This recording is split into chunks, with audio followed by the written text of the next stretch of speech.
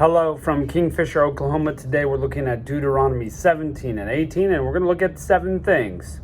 First, remember Moses is going over with the children of Israel all the things that they should be doing. First, they should keep their sacrifices pure. They don't need to bring sheep with problems, blindness, any blemish to God. They need to keep it pure. Bring God the best. 2, at the mouth of 2 or 3 witnesses, they will kill those in their nation serving other gods. They can't just say, oh, that guy's doing it. They need 2 or 3 people to witness it, and then they put that person to death. That way you get some sort of justice, and it's not a false accusation. Hopefully you get 2 or 3 witnesses there, and then those people need to be killed, because we don't need in the nation of Israel them serving other gods. This is what Moses is saying. Number 3, if you can't figure out what to do, if you're having an argument and you've taken it to the elders and they've talked it over and they can't figure it out, they're to take it to the priest, who will talk to God and he will give God's ruling. Then you got to follow it. That's how that worked there. Number 4, God in this chapter then begins prophesying that the people of Israel will ask for a king. Is this a problem? Well, it is a problem, because God is supposed to be their king. If you are a moral citizen following the law that God has given, you don't need a king to be telling you what to do. You're just going to do the right thing. You're going to treat your neighbor well. You're going to serve God. You're going to follow his rules. Everything's going to be fine. But people somehow want to put themselves under the leadership of a king. God is prophesying it here, Deuteronomy 17, and I think it's sometime in 1 Samuel that we see a king. So this is after the Judges, this is after Joshua.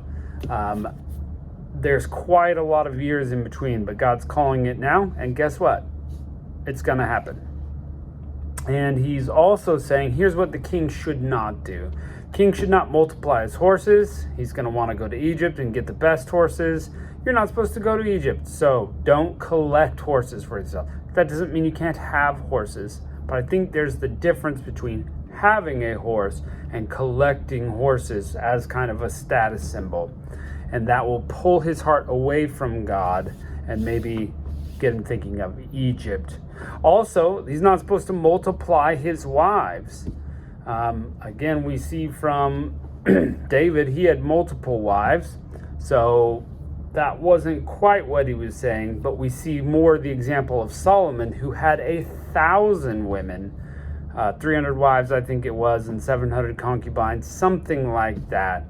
And what did the women do? They will turn his heart away, and that's exactly what the chapter says. Turn his heart away to serve false gods. So avoid that by not multiplying your wives.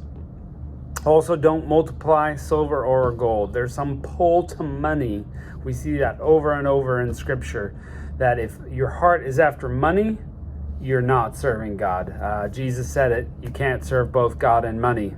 So that one's still true. I don't see a lot of people out there multiplying wives, but there are other things that can pull our heart away from God when we want to multiply it. So beware still of that one. Number 5, God set up the priests to have a portion of the sacrifices of Israel. This is not a surprise. We've been reading through the chapters in this, but he's reminding the people they don't have an inheritance. They don't get land. They don't get all these things that you get. So they're going to get a part of the sacrifice as their inheritance for God. It takes care of them, kind of like the law is set up to take care of widows and orphans.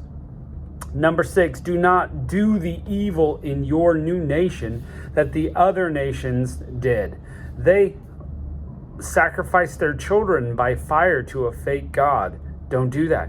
They were involved in witchcraft and magic and all sorts of evil deeds there. Don't do those things. They're getting kicked out for their sin. They're getting destroyed for their sin. Don't do that, Israel. Number 7, God is saying that he will raise up prophets to speak for him to the nation. He's hearkening back to the fact that the people were so scared about God's mighty nature, his holy power, that they wanted someone to tell them what God was saying. They didn't want to hear it. So God is going to continue to do that through the prophets. And we're going to see that all the way up through the time of Jesus. And in fact, there's a New Testament prophet, Agabus. So there's going to be quite a long time where prophets are a big deal. But don't be saying God told you to do something when God didn't. If you are a false prophet, it says you should be killed. But also, if the real prophet says to do something, you better do it. It's like hearing from God himself. Well, let's check out chapter 17. Thou shalt not sacrifice unto the Lord thy God any bullock or sheep wherein there is a blemish or any evil favoredness, for that's an abomination to the Lord. If there be found in you within any of the gates which the Lord thy God has given thee, man or woman that hath wrought wickedness in the sight of the Lord in transgressing his covenant, and hath gone and served other gods and worshipped them, either the sun or the moon or any host of heaven which I have not commanded, and it be told thee, and thou hast heard of it, and inquired diligently, and behold, it be true, and the thing certain, that such an abomination has been wrought in Israel, then thou shalt bring forth that man or that woman which have committed the wicked thing unto thy gates, even that man or woman, and shalt stone them with stones till they die. At the mouth of 2 witnesses or 3 witnesses, he that is worthy of death be put to death, but at the mouth of 1 witness he shall not be put to death. The hands of witnesses shall be first upon him to put him to death. So if you're one of the witnesses, you're first. You throw the first stones. Afterwards, the hands of all people. So thou shalt put evil away from among you. If there arise a matter too hard for thee, in judgment between blood and blood, between plea and plea, between stroke and stroke, being matters of controversy within thy gates, and thou shalt rise and get thee up into a place which the Lord thy God shall choose. And thou shalt come unto the priest, the Levites, and unto the judgment that shall be in those days, and inquire. And they shall shew you the sentence of judgment. And thou shalt do according to thy sentence, and which they of that place which the Lord shall choose shall shew thee. And thou shalt observe to do according to all that they inform thee, according to the sentence of the law which they shall teach thee, and according to the judgment which they shall teach thee, thou shalt do. Thou shalt not decline from the sentence which they shall shew thee to the right hand or to the left. Just do what you're told there. And the man that will do presumptuously, and not hearken unto the priest that standeth to minister before the Lord thy God, or unto the judge, even that man shall die, and thou shalt put away evil from Israel. And all the people shall hear and fear, and do no more presumptuously. When thou art come unto the land where the Lord thy God giveth thee, and shall possess it, and shall dwell within, and shall say, I will set a new king over me, like all the nations about me. Thou shalt in any wise set him king over thee, whom the Lord thy God shall choose. So you don't get to just pick a king and put him over thee. God's going to choose the king. One from among thy brethren shalt thou set king over thee. Thou mayest not set a stranger over thee, which is not thy brother. But he shall not multiply himself horses, nor cause people to return to Egypt to the end that he should multiply horses. For as much as the Lord has said to you, he shall henceforth return no more that way. Neither shall he multiply wives for himself, that his heart not turn away. Neither shall he greatly multiply to himself silver and gold.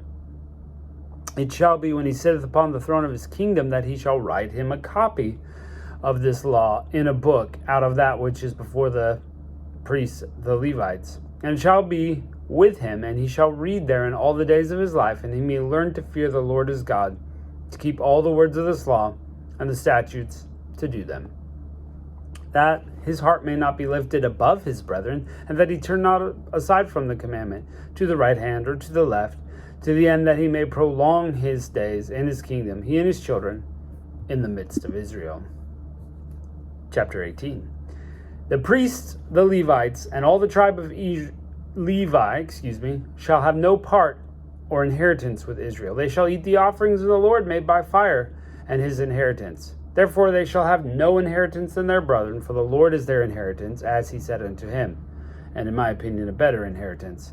And this shall be the priest due from his people, From them that offer a sacrifice, whether it be ox or sheep, they shall give it unto the priest the shoulder, and the 2 cheeks, and the maw, the first fruit of thy corn, and of thy wine, and the oil, and the first of the fleece of thy sheep thou shalt give him.